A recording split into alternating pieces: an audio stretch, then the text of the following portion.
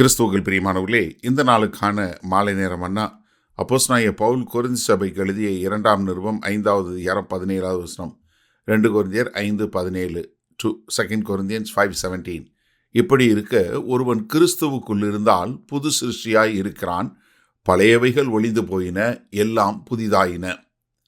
எப்படி ஒருத்தன் கிறிஸ்துவுக்குள்ள இருந்தா, ஏன்னா கர்த்தராகிய இயேசு கிறிஸ்து நிக்கதேமுகிட்ட பேசும்போது என்ன சொன்னாரு? இயேசு அவனுக்கு, யோவான் 3:3 இயேசு அவனுக்கு பிரதியுத்தரமாக, ஒருவன் மறுபடியும் பிறவாவிட்டால் தேவனுடைய ராஜ்யத்தை காண மாட்டான் என்று மெய்யாக உங்களுக்கு சொல்லுகிறேன். எப்படி ஆவியில பிறக்கணும்ன்றது, அது யோவான் 6வது அதிகாரம் 63வது வசனத்தில், மனுஷகுமாரன் தாம் முன்னிருந்த இடத்திற்கு ஏறி போகிறத நீங்கள் 63வது வசனம், ஆவியே உயிர்ப்பிக்கிறது, மாம்சமானது ஒன்றுக்கு உதவாது, நான் உங்களுக்கு சொல்லுகிற வசனங்கள் ஆவியாயும் ஜீவனாயும் இருக்கிறது. எப்படி? அது ஆவியும் ஜீவனுமாய் இருக்கிறது. அப்போ ஒரு புதிதாக பிறக்கும்போது என்ன ஆயிருது? பழையவைகள் எல்லாம் ஒழிந்து போயின. நீங்கள் முன்னாடி இருந்த எந்த மாம்ச பிரகாரமான இருந்த எந்த காரியமும் இல்லாமல் நீங்கள் ஒரு புது சிருஷ்டியாக மாறிடுறீங்க. ஏன்னா எபேசியர் 2வது அதிகாரத்தில் பார்க்கும்போது என்ன சொல்கிறாரு? அக்கிரமங்களினாலும் பாவங்களினாலும் மரித்தவர்களாயிருந்த உங்களை உயிர்ப்பித்தார், அவைகளை நீங்கள் முற்காலத்தில் இவ்வுலக வழக்கத்திற்கேற்றபடியாகவும் கீழ்ப்படியாமின் பிள்ளைகளிடத்தில் இப்பொழுது கிரியை செய்கிற ஆகாயத்து அதிகார பிரபுவாகிய ஆவிக்கேற்றபடியாகவும் நடந்து கொண்டீர்கள். அவர்களுக்குள்ளே நாம் எல்லோரும் முற்காலத்தில் நமது மாம்ச இச்சையின்படி நடந்து நமது மாம்சமும் மனசும் விரும்பினதை செய்து சுபாவத்தினாலே மற்றவர்களைப் போல கோபாக்கினியின் பிள்ளைகளாக இருந்தோம். முன்னாடி அப்படி இருந்தோம். ஆனால் இப்போ என்ன பண்ணோம்? மனம் திரும்பி கர்த்தராகிய இயேசு கிறிஸ்துவை ஏற்றுக்கொண்டோம். நமக்கு பரிசுத்த ஆவியானவர் கொடுக்கப்பட்டார். இப்போ நம்ம புதிதாக பிறந்து விட்டோம். ரோமர் 8:9 சொல்லும் என்ன சொல்றாரு? தேவனுடைய ஆவியில் உங்களில் வாசமாய் இருந்தால் நீங்கள் மாம்சத்துக்கு உட்பட்டவர்களாக இராமல் ஆவிக்குட்பட்டவர்களாக இருப்பீர்கள். அப்போ என்ன? நம்ம ஆவிக்குரிய மக்களாக மாறிட்டோம். அதனால் நம்ம பழைய ஜென்ம சுவாப மனுஷன் நம்மகிட்ட இல்லை. அது எல்லாம் ஒழிஞ்சு போயிடுச்சு. பழையவைகள் எல்லாம் ஒழிஞ்சு போயிடுச்சு. புதுசாக பிறந்த உடனே என்ன ஆச்சு? பழையவைகள் எல்லாம் ஒழிந்து போயிட்டது. எபேசியர் 4வது அதிகாரம் 24வது வசனத்தில் சொல்லும்போது, மெய்யான நீதியிலும் பரிசுத்தத்திலும் தேவனுடைய சாயலாக சிருஷ்டிக்கப்பட்ட புதிய மனுஷனை தரித்து கொள்ளுங்கள். இப்போ நம்ம என்ன? தேவனுடைய சாயலில் சிருஷ்டிக்கப்பட்டு விட்டோம். ஏன்னா தேவனை போல வாழ்வதற்கு, தேவனுடைய குமாரனை போல வாழ்வதற்கு நமக்கு தேவனுடைய சாயல் கொடுக்கப்பட்டு விட்டது. அதனால நம்ம அந்த சாயலாக நம்ம பண்ணப்பட்டுட்டோம். அதனால நம்ம ஆவிக்கேற்ற பிரகாரமாக நடந்து கொள்ள வேண்டும்.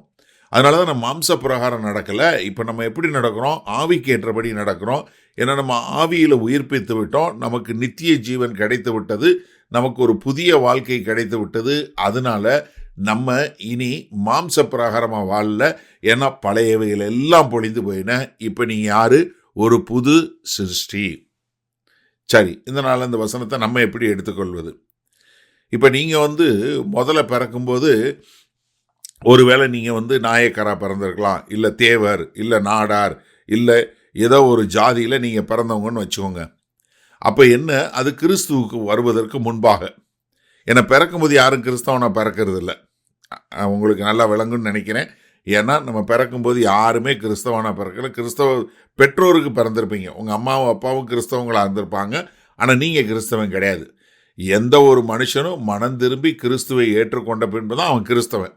அப்போ நீங்கள் கிறிஸ்துவை ஏற்றுக்கொள்வதற்கு முன்பாக உங்களுக்கு ஒரு ஜாதி உண்டு. சரியா? நம்ம தமிழ் கலாச்சாரத்திலே வச்சுக்கிறோம். ஆனால் இப்போ நீங்கள் புதிதாக பிறந்த பிறகு இப்போ எங்கே பிறந்துறீங்க? தேவனுடைய குடும்பத்தில் பிறந்துடுறீங்க. இப்போ முன்னாடி உங்களுக்கு அம்மா அப்பா ஜாதி, உங்கள் ஊர் வழக்கம் இதெல்லாம் இருந்துச்சு. அது மாம்ச பிரகாரம். இப்போ ஆவியில் நீங்கள் புது மனுஷனாக பிறந்துட்டீங்க. இப்போ புது மனுஷனாக பிறந்த உடனே பழையவைகள் எல்லாம் ஒழிந்து போயின. வசனம் ரொம்ப தெளிவாக நமக்கு சொல்லிக் கொடுக்க என்ன? பழையவைகள் எல்லாம் ஒழிந்து போயின. உங்களுடைய பழைய வாழ்க்கை, உங்களுடைய பழைய உறவுகள், பழைய காரியங்கள்லாம் மாறி போய் இப்போ உங்களுக்கு யார் இருக்கா? ஒரு பரம தகப்பன் இருக்கிறார். அவர் நம்முடைய கர்த்தர். அதுக்கு பின் நம்முடைய மூத்த சகோதரன் யார் இருக்காரு? கர்த்தராகி இயேசு கிறிஸ்து. இப்போ நமக்கு வேற யார் இருக்கா? சகோதர சகோதரிகளாக ரட்சிக்கப்பட்ட மக்கள் எல்லாம் இருக்கிறாங்க. இதுதான் நம்மளுடைய புது குடும்பம். இதுதான் நம்மளுடைய புது அடையாளம். இதுதான் உங்களுடைய புதிய வாழ்க்கை.